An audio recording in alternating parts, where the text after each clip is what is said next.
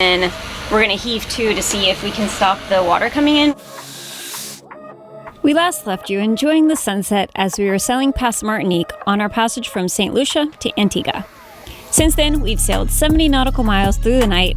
This has been a dream sail so far, and it only gets better. That was so amazing. That was so cool. And then, just when everything's going great. Is that helping? I don't know.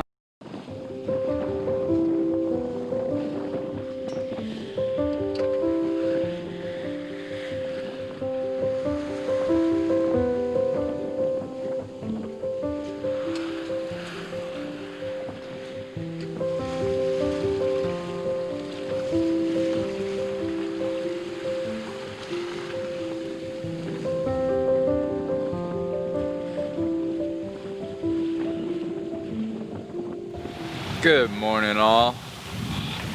Last night was pretty good. We had a few micro squalls and we did hit some dead spots, particularly Dominica, close to where I left you guys off. It didn't really get much better until we got to that passage. But we're just now coming up to the south end of Guadeloupe. We're thinking of veering actually a little further west of Guadeloupe, try to avoid some of the shadowing or shading. That way we can maybe get a little more wind when we do have to motor, because we're more than likely gonna have to motor. I thought about maybe even taking out the big boy, and then we'll definitely shake out some of these reefs. The waves have picked up. But now that we're getting closer to Guadeloupe, they seem to be subsiding a bit. But so far, pretty good. It hasn't even been 24 hours.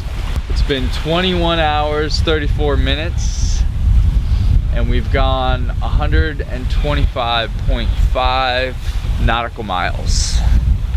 So we're not doing too bad. I think our average has definitely dropped. I think we're down to like maybe 5.9, 5.8.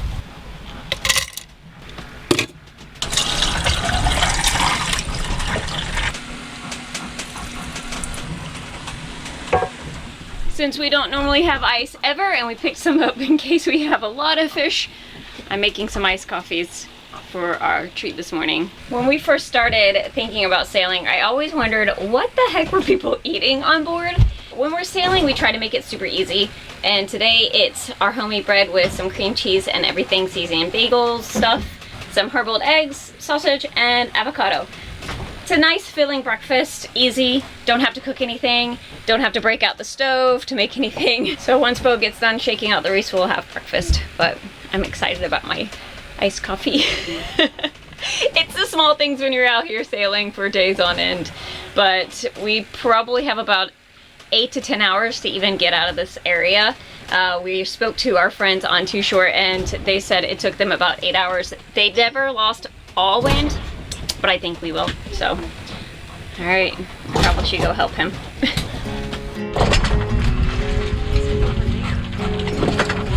Breakfast time.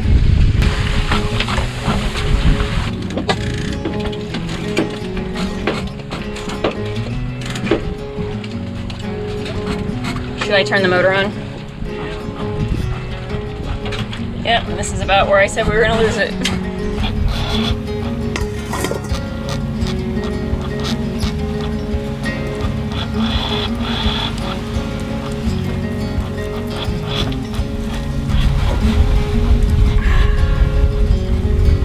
Delicious. Motor in. What's your price for fuel? 0. Thank goodness it's sunny out too. Yeah.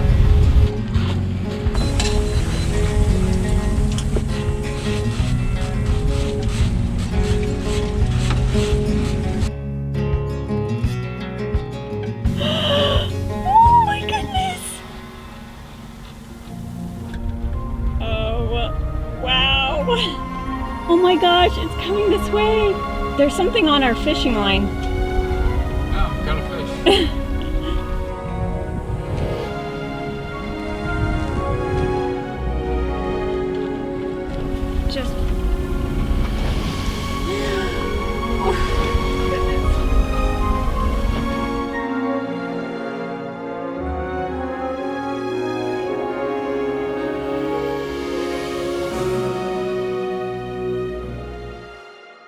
That is so cool that you saw it.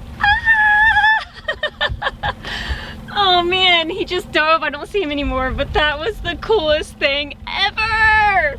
Oh man. Reminds me of the time we saw whales on our Alaska trip. Yeah, yes. They were blowing and like he dove, his little tail came up. We should keep our eye open. Yeah. I saw it a while ago. I thought it was a log, so I didn't think anything of it. But did we pass it? yeah, it was like, oh no, it was on the side here. And I was like, oh, that's a cool looking log. And I just glanced at it for a hot second and not even thinking, oh yeah, there are whales around here. Wow.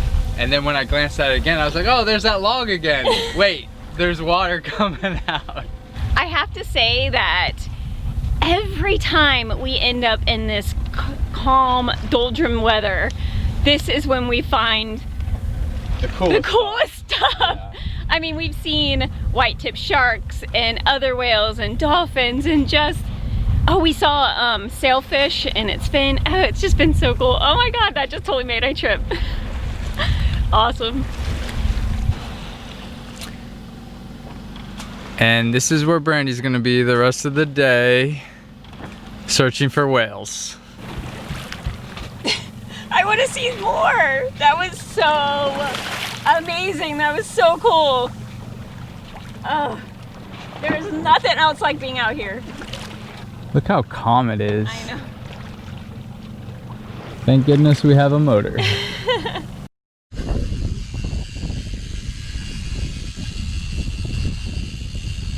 About how fast were we going?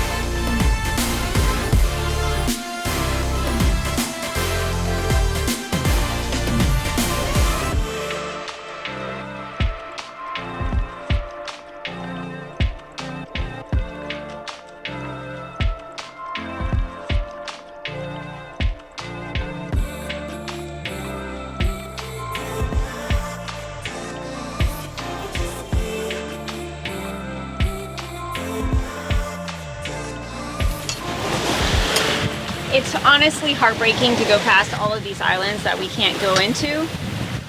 But the good thing is that along with the COVID restrictions and regulations, a lot of them change often. So we just kind of have to be proactive on if we can get into the places or not, and kind of rank the places that we want to go to. And if something does open, we might be able to go to that instead of another place that we'd like to go to, if that makes sense. As in, if Dominica and Guadeloupe open up, Dominica's been on our bucket list, so we would probably choose to go there first, and then if we had time to go to Guadeloupe. But it's just sad that we can't go to any of these. The good part is that we do still have islands open. There's a lot of the world to see, so it isn't going to stop us. That's for sure. Well, the wind's picking up. We're rounding the corner of Guadeloupe, so we gotta put some reefs in and get our life jackets on.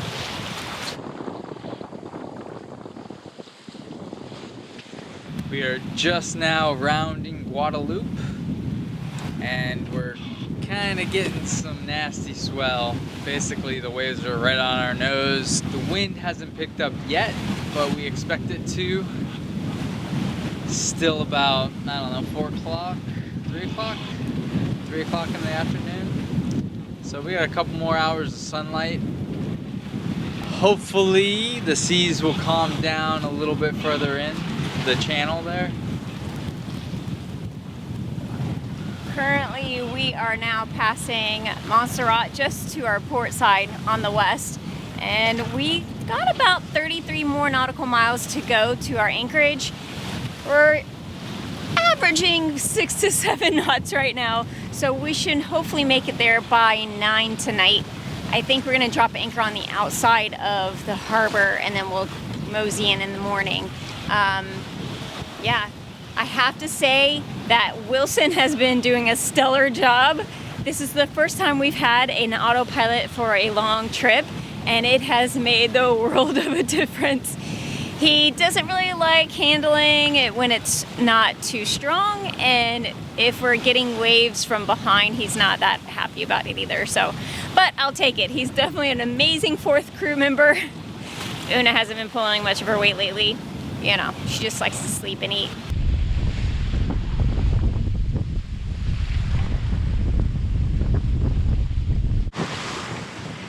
That rainbow has been there all day. I feel like that's a good sign.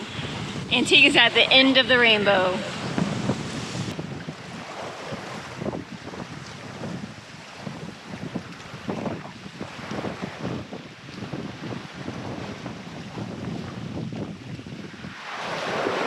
Our bilge is filling up with water really quickly. It's nothing coming from the bow of the boat. We aren't even taking waves over the bow. So we're trying to find out where it's coming from. But it keeps filling up pretty quickly. It's not coming from our water tank. It's not coming from midship. It's not coming from the bow. But we're able to keep up with it. I was just laying down below and I heard a lot of sloshing. And the bilge was pretty much full. Immediately turned on that big bilge pump and the little guy, and it drained it pretty quick. But I think the waves are so rough and our back end is so heavy that water is keeping the bilge exit submerged. So I think it's just creating a hydraulic force, then pumping the water back into the bilge.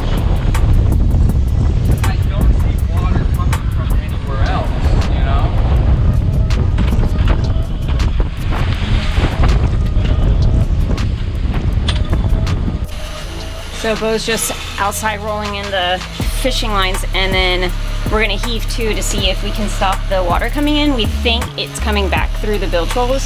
So I'm just happy that it's draining fast enough. We have two bilges. After the crack in the hull, we got an oversized one. So we are running that every third. It's taking about 40 seconds for it to fill up. And that's about how long it takes to drain. So I'm hoping that that's what it is. It doesn't seem to be filling as fast, so...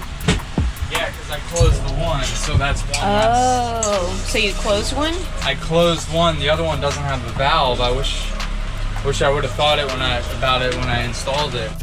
Is that helping? I don't know. Let's lift on this hose and see. There's still water in here. Can you time this? 1, 2.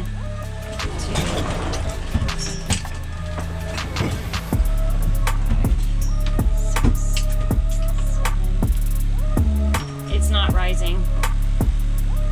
Let's get back on track and hopefully that did the trick. Yeah. Crisis averted. My prediction was correct.